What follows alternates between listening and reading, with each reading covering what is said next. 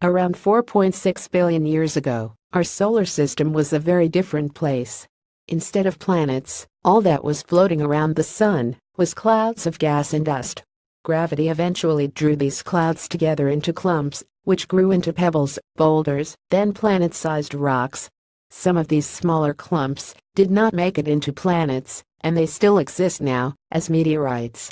Studying the composition of meteorites, therefore, can give us a glimpse into the way rocky planets formed.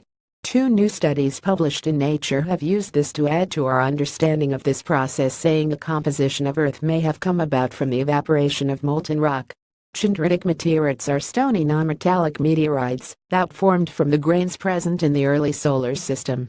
Dendritic meteorites are our best approximation of the building blocks of planets, said Dr. Remco Hin, from Bristol University, and lead author of one of the papers.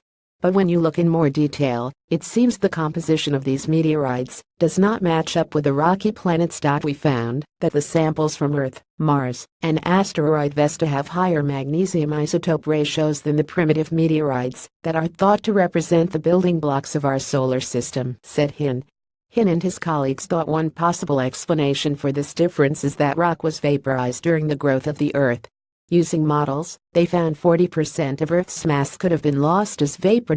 When we calculated what the chemical consequences of this would be, we found that this matched very well the observed composition of the Earth, said Hin.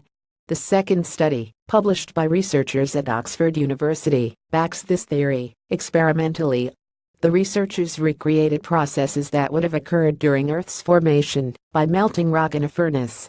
They found some elements could escape in vapor released from the molten rock in proportion similar to that observed within Earth. This is not the first time the idea of vaporized rock has been considered when it comes to planetary formation. But the two new papers provide a promising development for the models to be further explored. The physical chemistry of melting and evaporation could ultimately prove to be a key arbiter in competing models of planet formation, said Edward Young from the University of California, who was not involved in either study. In terms of next steps, I will try to make a more realistic model of the physics of vapor loss from growing planets, said Hin. In our study, we made a start with understanding this, but the model we made can be made more realistic.